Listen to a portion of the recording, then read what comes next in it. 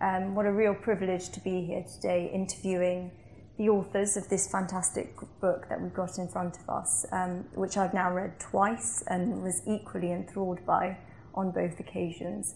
It's really a thrilling tale of kind of individual hubris and corporate fraud like no other. But it also reads like a crime thriller and is really engaging. So I'd recommend it to everyone here today, and we'll explore some of its key messages in due course.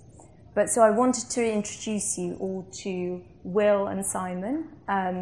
Thank you, Will and Simon, for being with us here today. And maybe I'll just start with some short background for everyone's benefit. So Simon Clarke is a reporter at the Wall Street Journal in London, reporting on private equity and other stories in the world of finance, business and politics.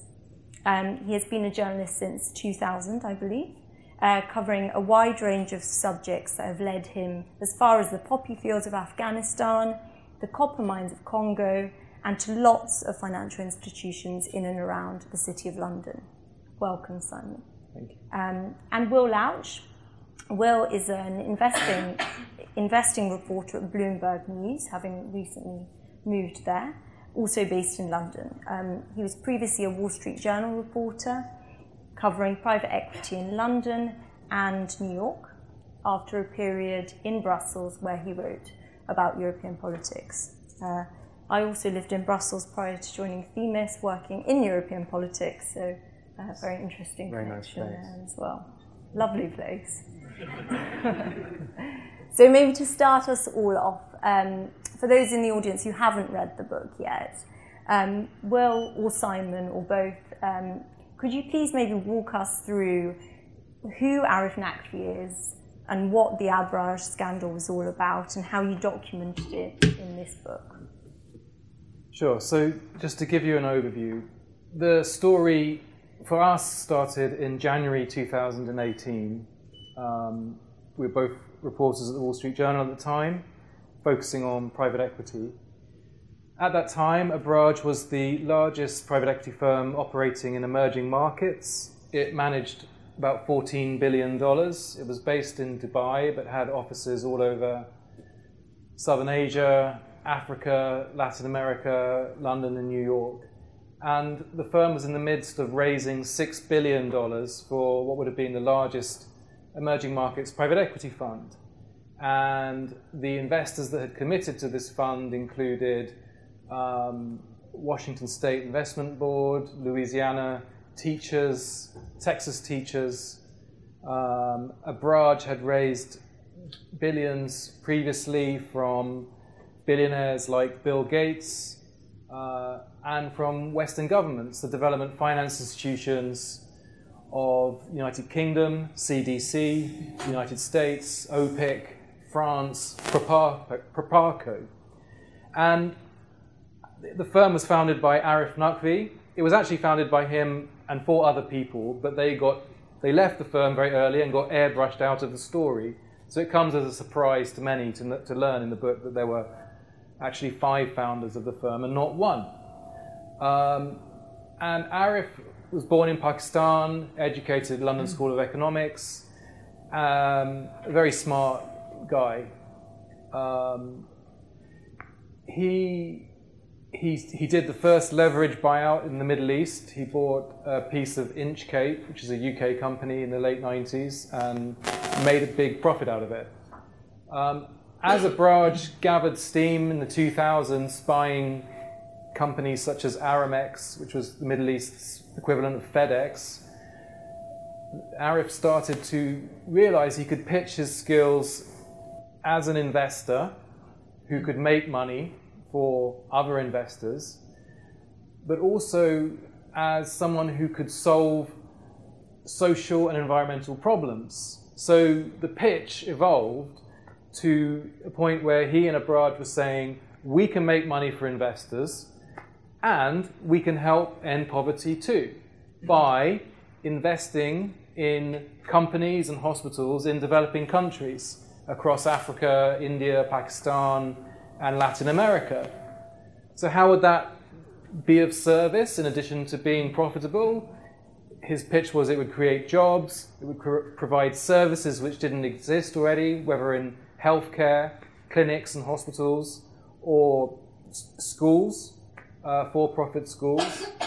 And he was so compelling, he was so good at this pitch, that, as I said, Bill Gates and the governments of the United Kingdom, United States, believed him and gave him hundreds of millions of dollars.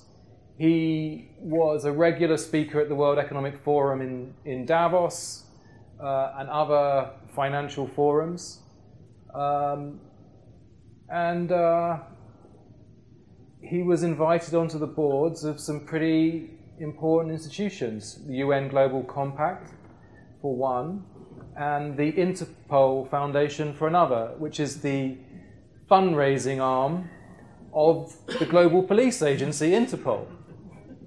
I'll just give you one story, it's just running ahead and then we'll hand over.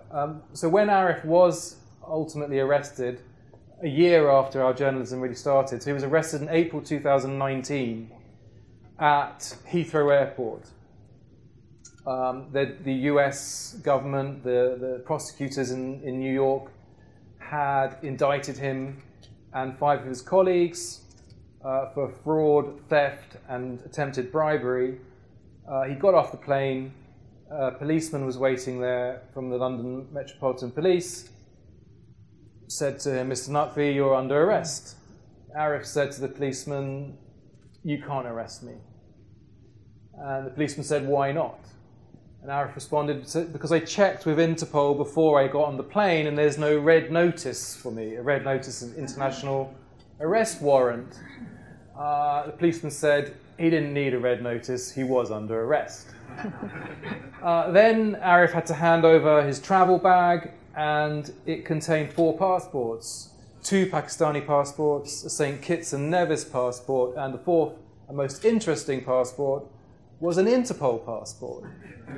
He'd been given this passport when he joined the board of the Interpol Foundation, and he sat on that board alongside Carlos Ghosn, the former chief executive of Renault-Nissan, who has got into trouble with the law. He was arrested in Japan on fraud charges, and he then hired some former US soldiers to put him in a black box and get him on a plane, a private jet, to fly him from Japan to Lebanon, where he currently resides, avoiding Japanese justice. So I would like to know who picked the board of the Interpol Foundation. I have tried to find out, and I have not succeeded. And it is troubling, because it looks like the alleged foxes are in charge of the global hen house. This is worrying. We'll leave it there for now. But I think that's a really nice snapshot, because the book itself is full of these kind of larger-than-life characters, but all really drawn from reality, which is what makes it so shocking. And I think it's the fraud aspect that, obviously, from our perspective at Themis, is the most interesting as a financial crime specialist. And what is just really incomprehensible is how long Arif Naqvi was able to get away with this for, and the different tactics and tricks that he used to con his investors whilst leading this ridiculously lavish lifestyle and financing the bloated overheads of the Abraj Group. So, Will, maybe, could you tell us a bit more about the kind of financial trickery involved in the story and in what Arif and his small team of advisors was doing? Sure, yeah, so there were 2, in terms of how he managed to keep the whole thing going so long. There was the kind of financial and accounting aspect of the fraud, and then there was also the confidence trickery, the presentation of himself as a hugely successful person. And so on that side of things, I mean, when we first got wind of the story, we called up Abraj and said, you know, we think this is happening. I was put on the phone with a man who used to be the US representative to the World Bank. I said to him, you know, we understand that some money might be missing from the funds. He responded and said, there is no way that I would ever fly halfway around the world from a Senate-confirmed job to join a company and work for a man who would ever think that he was doing this. And so it kind of, after we did a bit more reporting, it turned out this person actually called Barack Obama as part of his due diligence process on Arif.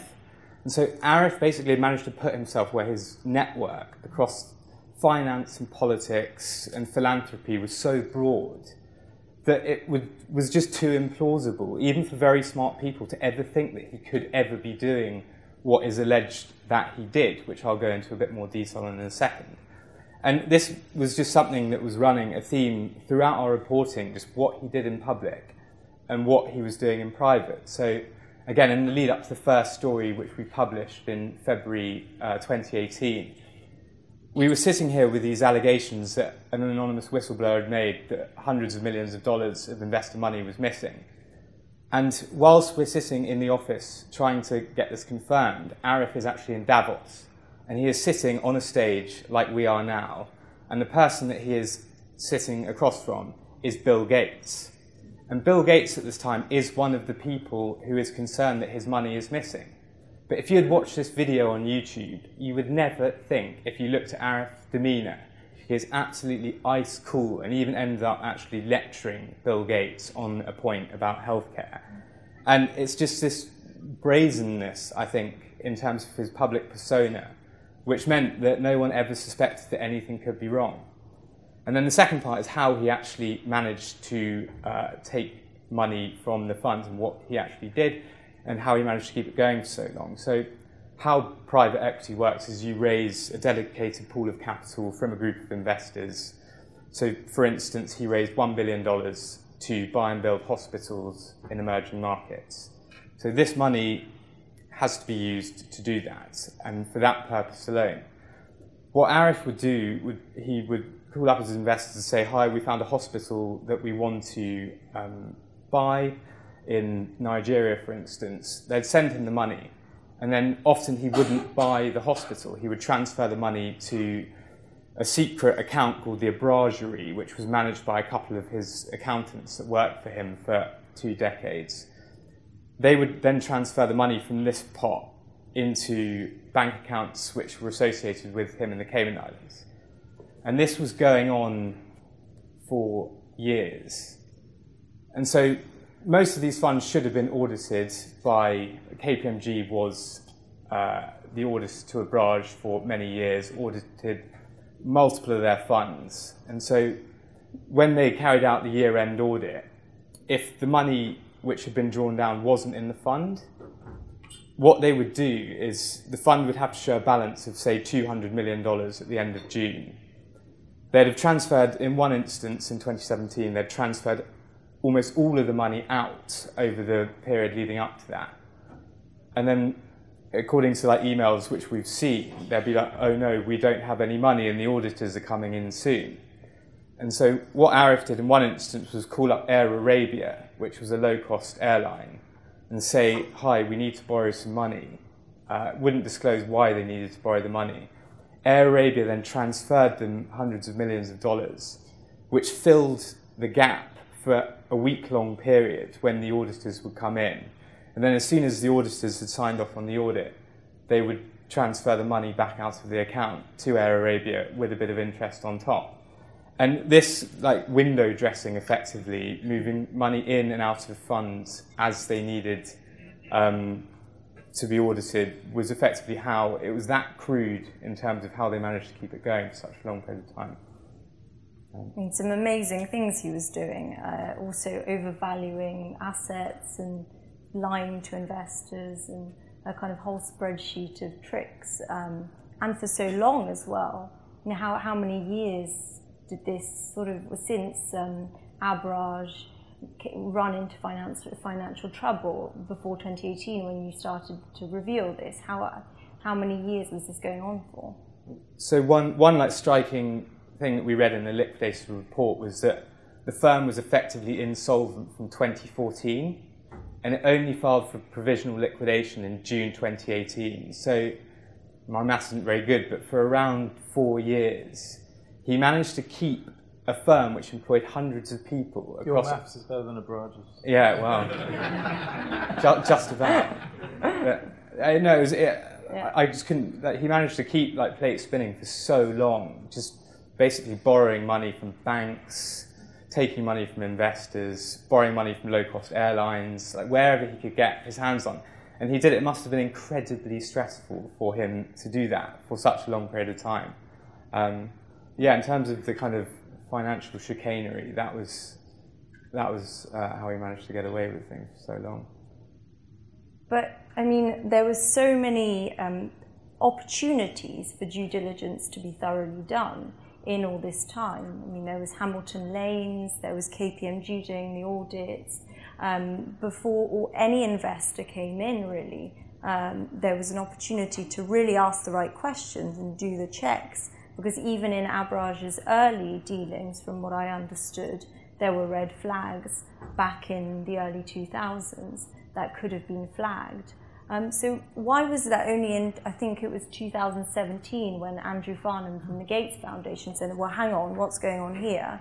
Where's my money and why isn't it being invested for healthcare purposes? Why was it that for so long, no one really seemed to be asking any serious questions? So before we talk about missed red flags, I just want to pan out the conversation a bit. The book is called The Key Man, but this isn't just about Arif, who says he's innocent, and we don't want to judge him. We're not judges, we're journalists. We've painstakingly documented with our journalism, trying to be as fair and accurate as possible, an incredibly complex story with lots of lawyers around the place. But I think it's also interesting and helpful to understand this story if we look at the bigger context of what's going on in the world and what was the pitch that was so compelling. The pitch that was so compelling was, hello, I'm a capitalist, I can make you money and make the world a better place.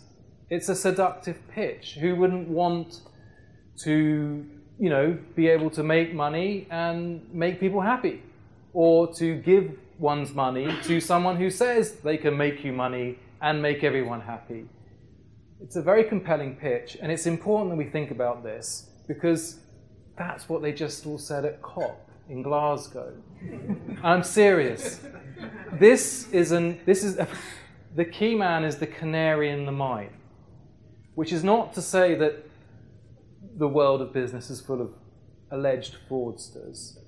What it is to say is that there is a massive movement going on in the world where business is justifying itself in terms of its ability to make financial returns and deliver social and environmental outcomes too, whether you want to call it impact investing or ESG or stakeholder capitalism or double bottom line investing. This is all part of the same movement. Arif was an early mover in this movement. He saw early, because his expertise was investing in developing countries, countries that have historically been considered poor or third world, and he was raising funds increasingly towards the end in the developed, so-called developed countries, or what used to be called the first world. So he was spanning his business was spanning the extremities of inequality in the world. And he was positioning himself in the middle of that as the key man, as the person that could take capital from where it is abundant and deploy it to where it is lacking and make everyone happy. That is what everyone in Glasgow is saying. Maybe they can do it. In principle, it's possible. Will and I certainly think that impact investing is a great idea, and in theory, and it can be done, but there are important ways in which it can go very wrong. If you are promising to make the world a better place and make money, and it goes wrong, for whatever reason, you're in good faith, something unexpected happens, it's going to happen, right? Even if you're not setting out to commit fraud, when that happens, things go wrong and you don't talk about it openly, then in the best scenario, this is just a PR stunt. And in the worst case scenario, this is fraud. So we think there are important lessons in this book which are going to be extremely relevant in the years to come.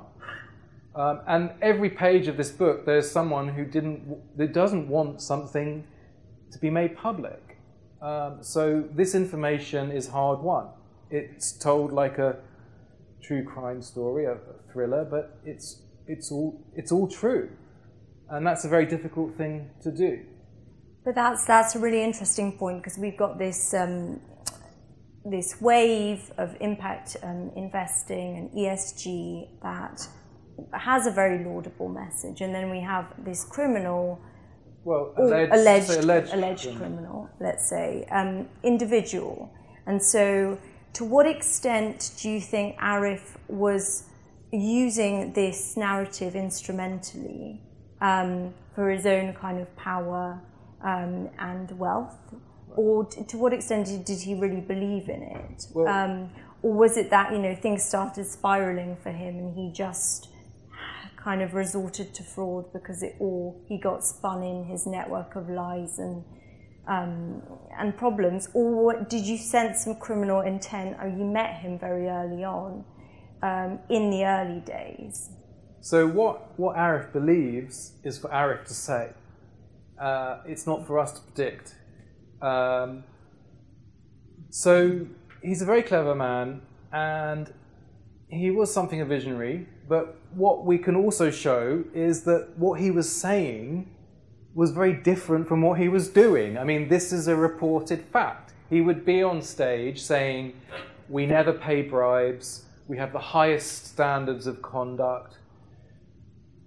There is even, actually, in the book, we tell the story of one conference. He's on stage, like we're on now, which I don't know how that makes me feel, but here we are.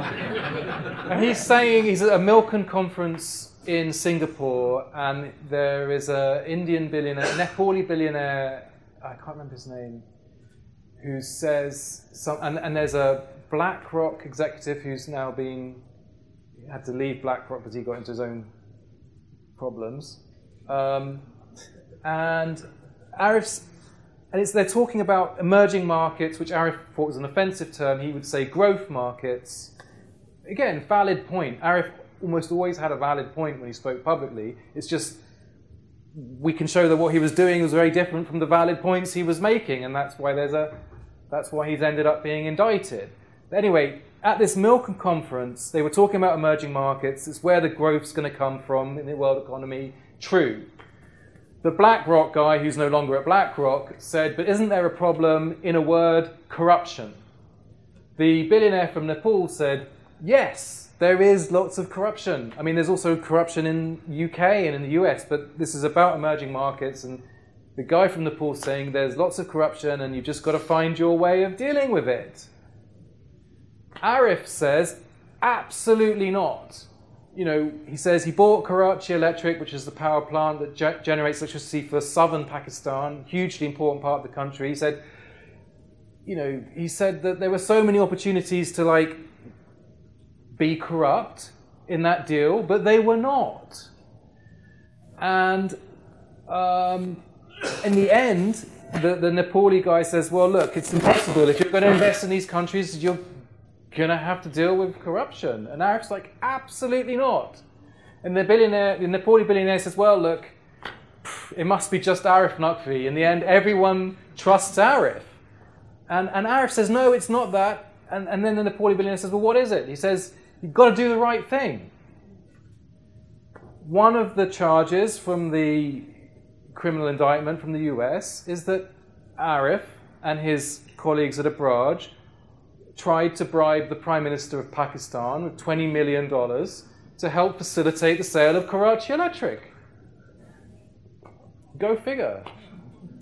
And the number of anecdotes you bring out in the book of Arif appearing at conferences, talking about transparency and so on, juxtaposed with his own lavish lifestyle and the fraudulent activities he was involved in is really interesting. But actually that brings me to my next question nicely, because I'm interested, speaking of anecdotes, which the book is really nicely peppered with, in your own experiences as investigative journalists working on this case. And maybe Will, because that first email, I believe, from the whistleblower came to you. So could you tell us a bit more from the perspective of reporters working on this, how this all unravelled and some of the challenges you faced? Yeah, so this started, as I referenced earlier, in January 2018. I woke up in the morning and checked my emails, and I had a slightly strange email from an anonymous email address. The email simply said that an executive at Abraj is leaving, you should ask about it. I emailed said executive, he said, I'm not leaving. This executive is one of the people who's now been indicted. I replied to the anonymous person and said, he's not leaving, have you got anything else you want to tell me? The anonymous source then subsequently replied and said, yes, $200 million is missing, etc., you should try and check this out. So we started reporting on it. Obviously, we can't use anything that an anonymous source tells us without knowing their identity. This is like a kind of critical point in terms of journalistic standards. Like, you have to know your information is coming from someone who is actually fully, is a real person, and not someone that works at a competitor that's bored one day and decides to talk badly about one of their rivals. And so we set about trying to establish whether this information was true, and that is very difficult to do when you're writing about people that have lots of money, because they can employ teams of PR executives and lawyers who can make your life very difficult. So in this instance, we had this information, I shared it with colleagues, including Simon, and what we needed to find out was whether investors were investigating where the money had gone. And we called around our sources at various institutions. I mean, the people that we could have been speaking to were executives at the firm, investors, and advisors. And we one day got the name of the forensic accountancy firm called Ancura, who had been appointed to investigate the money. Once we had this, and then multiple other documents that showed money had been drawn down and not invested, we could write one story which was probably about 5% of, I mean less than that, probably about 0.5% of all of the information that we had. And so this one story ran in February, and after that, all hell broke loose, basically, because the firm had been run in such a crazily opaque way for such a long time that when this article came out, investors from across the world all started ringing up. Banks that had lent them money started ringing in, saying, what's going on? Response on February the 3rd, day after, from Abraj, which we've obviously seen. And I should mention the New York Times also published a piece just after us with broadly the same allegations. The response was fake news, and Abraj told everyone fake news. And a surprising amount of people, LPs, investment consultants, banks even, that had lent them money, all believed the fake news thing. And so we were like, okay, this is quite interesting. But then employees at the firm were like, okay, this isn't great. And so basically a lot of people, it was a kind of perfect storm for a journalist because no one had a clue what was going on. Everyone started ringing us. So we were basically like a kind of investor relations service for about, and also obviously a human resources department for Abraj employees if they wanted to know if they're going to get fired. I mean, literally. It's like, oh, well, I remember having one ridiculous conversation with one of the employees that worked there. He was like, yeah, my company card doesn't work anymore.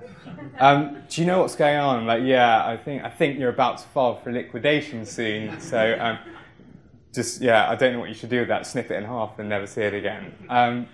Yeah, so, I mean, from our perspective, there are obviously some serious allegations, and it's a very serious story.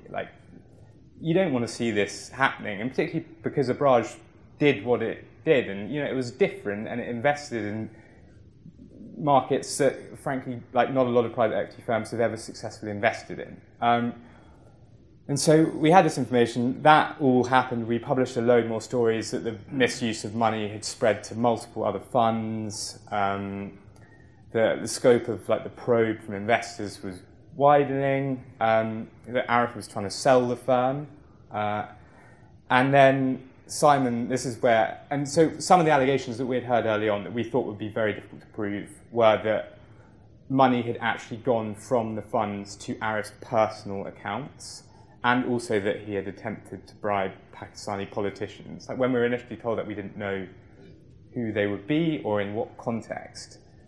Simon, through, and like we're talking to hundreds of people literally throughout this time, Simon was put in contact with someone, and I'll let him tell the story because this is basically the 2,000-word investigative feature that ran in October. So after we've been reporting on it for 10 months, we basically managed to confirm a lot of the early allegations. And Simon can explain how we did that. So when Will told me about what his... Sorry, can I just give you that? Yeah. Is it my mic? Yeah. Okay, stand up. Hi. Talking too much. Yeah.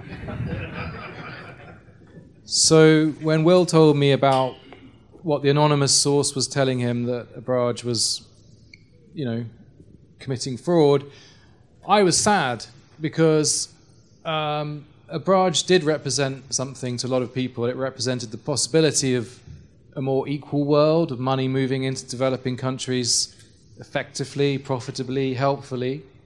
But I'd never believed it because I had met Arif in 2007 and would tell the story of that meeting in Dubai, and because of what happened, I couldn't trust him, and so I didn't. So in some ways I wasn't surprised, and I never drank the Abraj Kool-Aid, and nor did Will, and a lot of other journalists did, and that was very helpful to Abraj because it helped them raise more money.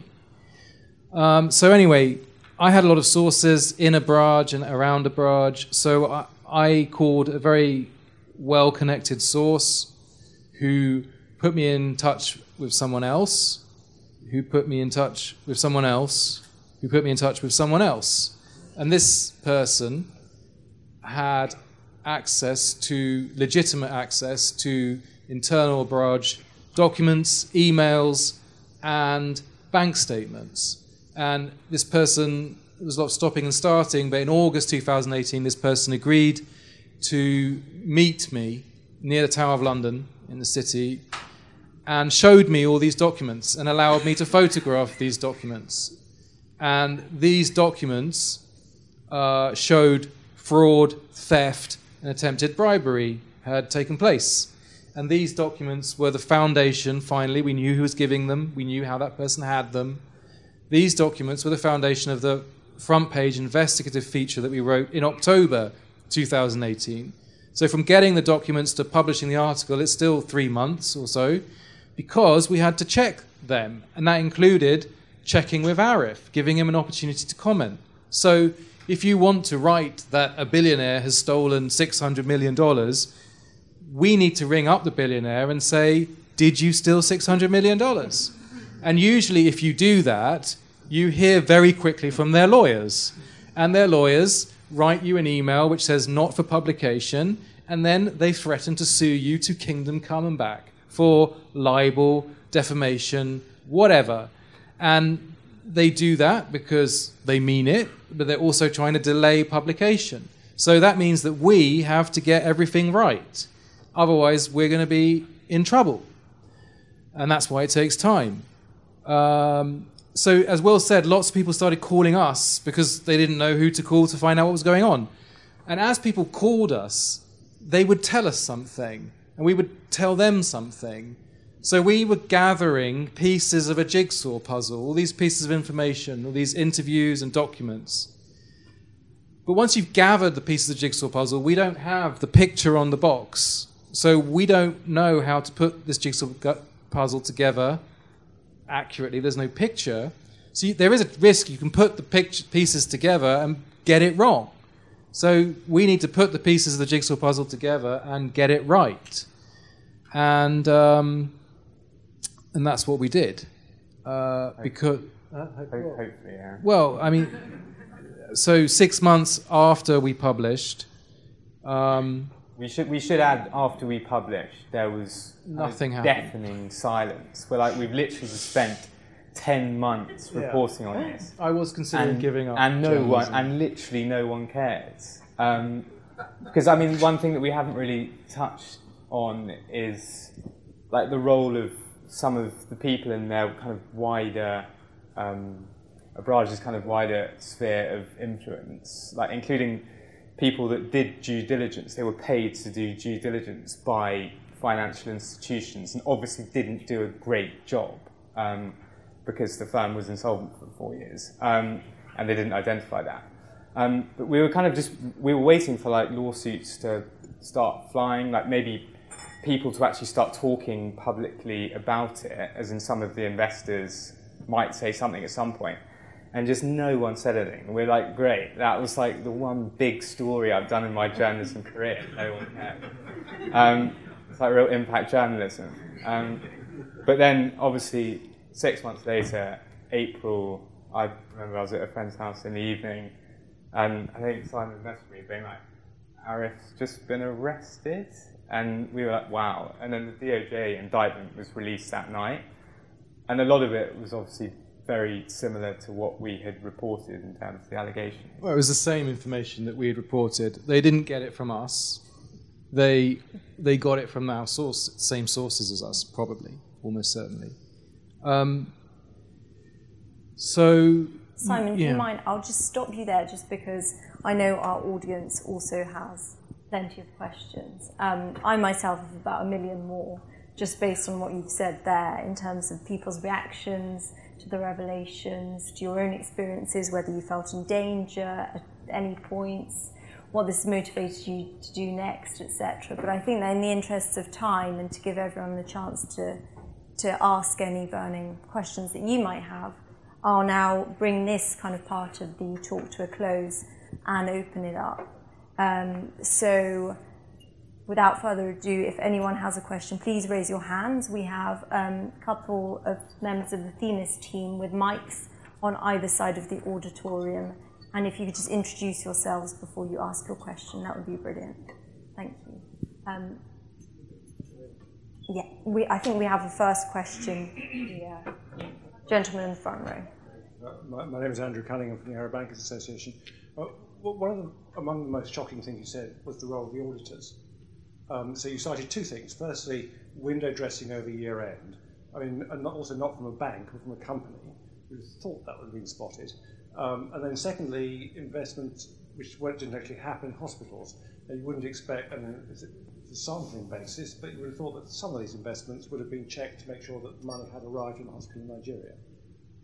Yeah, it's a good question. So I wrote a story last week, actually, which I wasn't massively surprised when I found the information out, but KPMG Lower Gulf is being sued for at least $600 million for its role auditing Abrage's funds over quite a long period of time. I'm not an accountant, but I did find it quite interesting how, in terms of an audit, you wouldn't check, I don't know, money flows in and out of an account apart from just looking at a bank balance on one day, which is effectively what it appears to us is what they did. That was their audit that they carried out.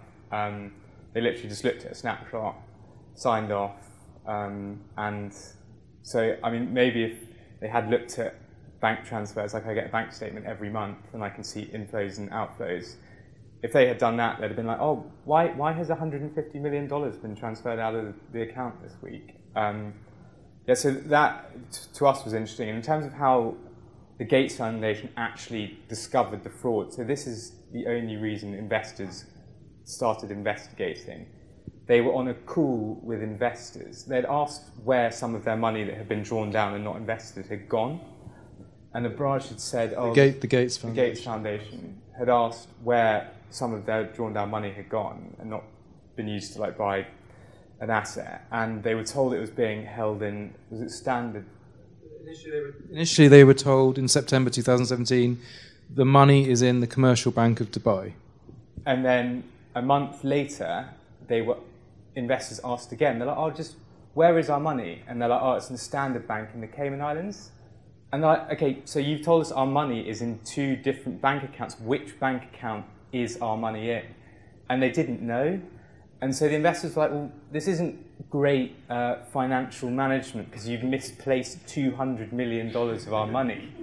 And that's where the whole thing escalated after that. So it was literally one misspeak from an Abraj executive that just got the bank account wrong, so he was confused as to where they've been sending the cash.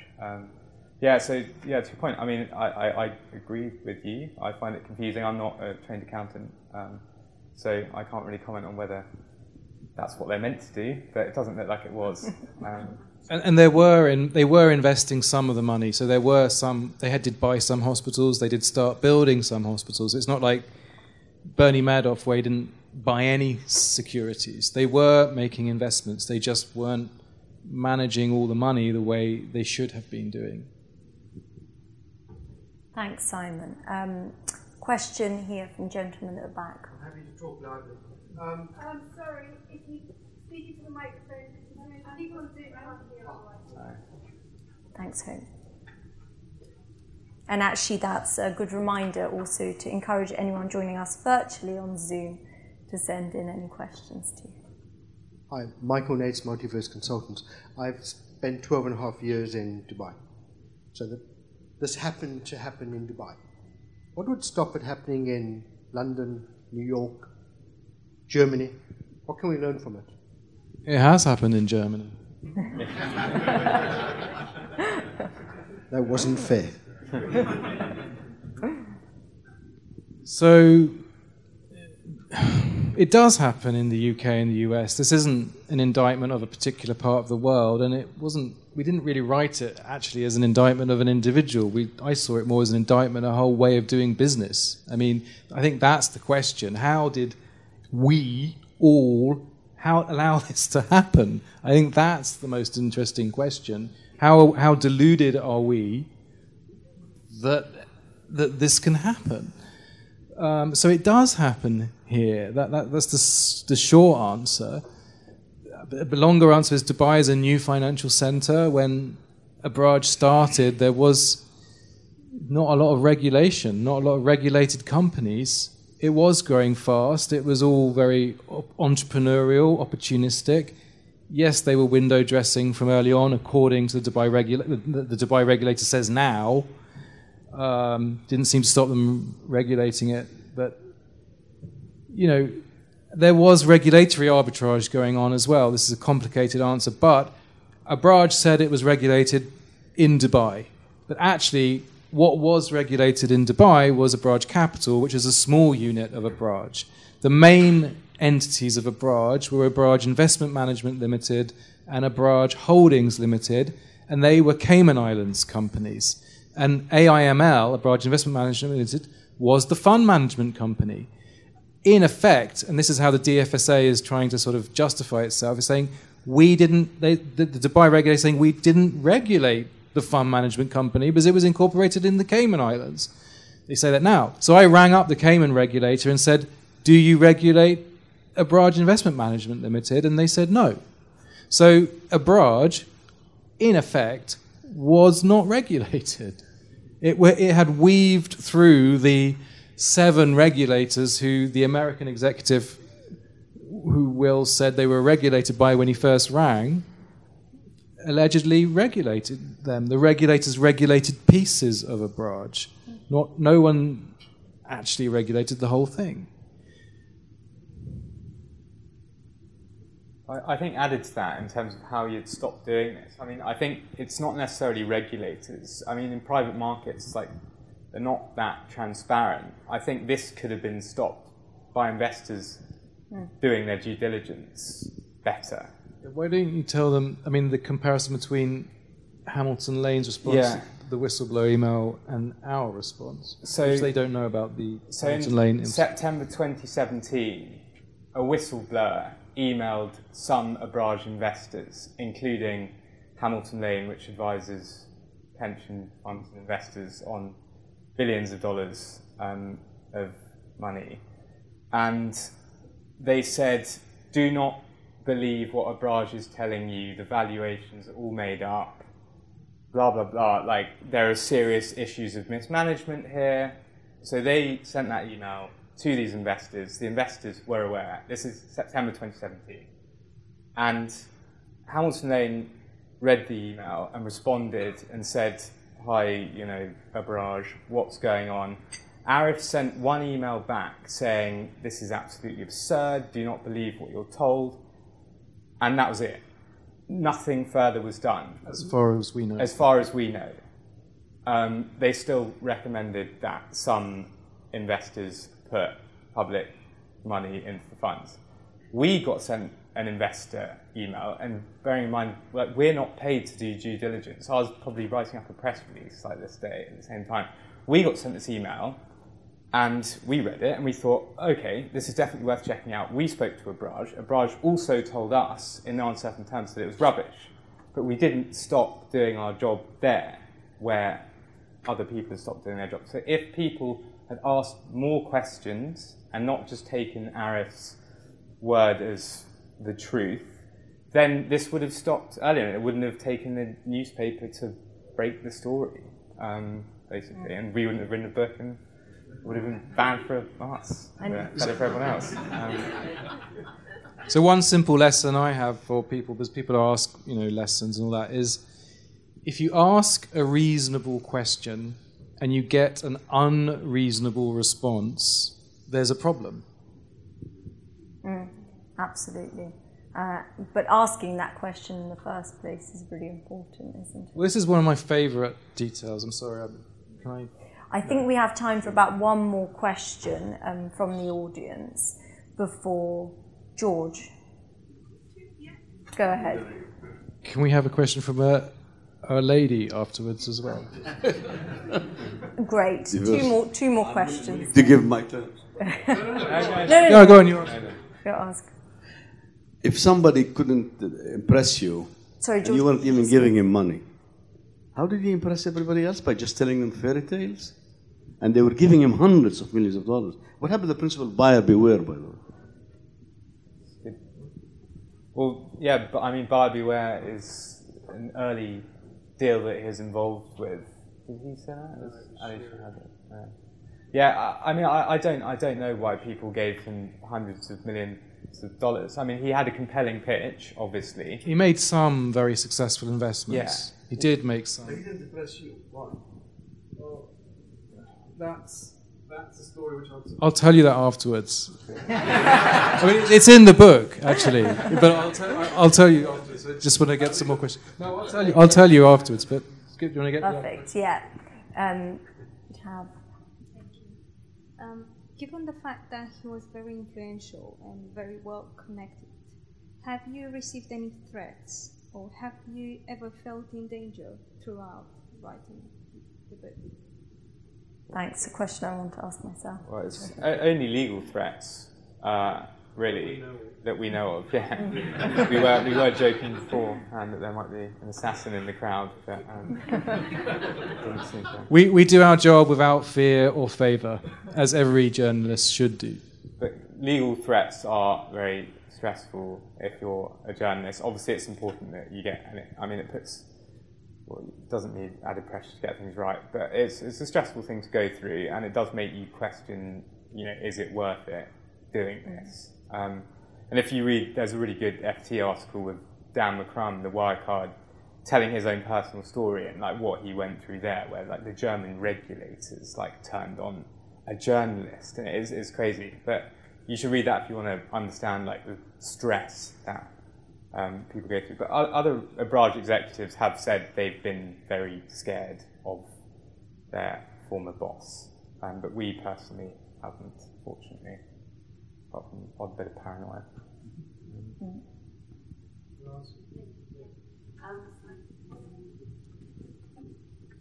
Hi, my name is Catherine Fisher, and I work for Standard Bank, but I wasn't in the Cayman Islands when when they were looking for that money.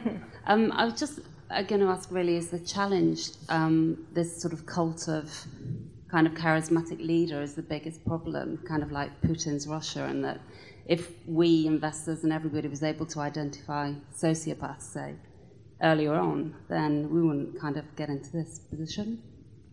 I completely agree. Yeah. And we have a celebrity financial culture, increasingly, which is not healthy. The cult of the CEO, the cult of the billionaire. It'd be great that there are CEOs, great that there are billionaires, but the value of every human being is equal to every other human being, and increasingly there is a culture where value of people is attributed to how much money they have, and that's not healthy ultimately for everyone. I agree with you.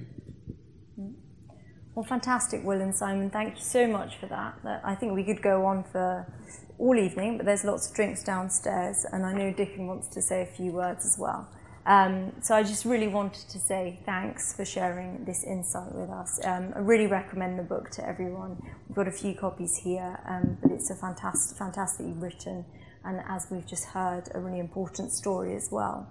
And I think on that note, what I just wanted to also highlight, because I think this was key to us at Themis also from this book, are some of the impacts that this particular fraud, but that these fraud cases have in general on investors and lenders in these firms, but also on people and planet. So in this particular case, the pensioners who had invested their money, who had put their money in pension funds that were associated with Abraj and where the money was siphoned off, taxpayers' money, because the UK, US and other governments were investing in Abraj through their development finance institutions, the people who were supposed to get healthcare through the hospitals that the healthcare fund was supposed to be helping to build but wasn't. So I think that's a really important note that I would like to end on before passing on to Dickon. Thanks. Great.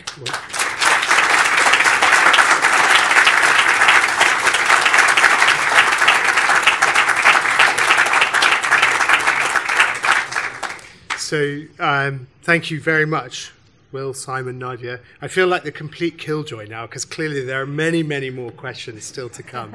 But what I would love is go downstairs and carry on the conversation. You guys are sticking around for drinks, aren't you? So please do ask many more questions to Simon and Will downstairs as well. Just a couple of kind of parting thoughts before we close. I think there was a really interesting point you made around asking the right question and getting the right answer. Because for me, when I read this, right back from the very beginning, people are asking questions about Arif. And there's rumors around the source of his wealth and the source of his funds and the links to Pakistani politicians, gambling, drug money, all rumored to kind of fuel his early investments. And so it's surprising to me that everyone left that on the table, and they didn't really do anything more with that. Even one that the compliance professionals amongst you will kind of squeal in horror about. He at one point buys a well-known Lebanese supermarket. Well, his fund does. Abraj, or Razmala, I think it was at the time, buys a well-known Lebanese supermarket chain.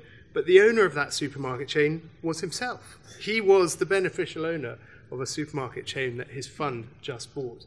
And nobody seemed to notice that. That didn't come out anywhere in those due diligence checks, which is kind of 101 for financial crime and compliance, is understand who your beneficial owner is. So that kind of surprised me, and it got me thinking a bit.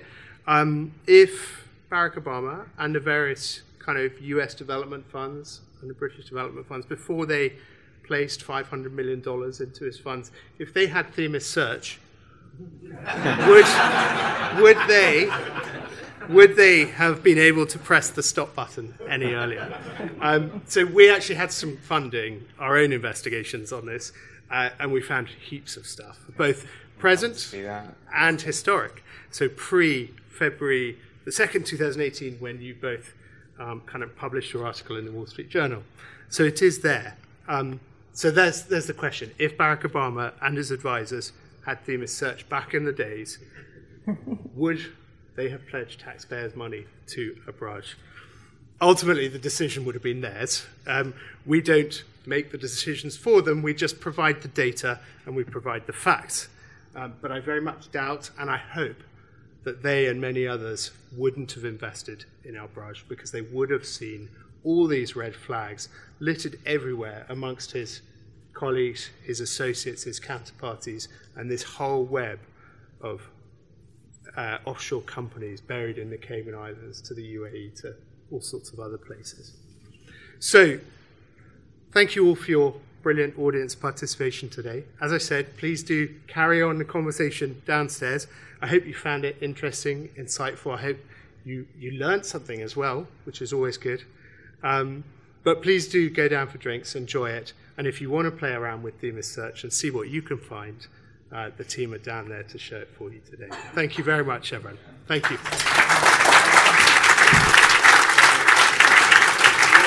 Very good.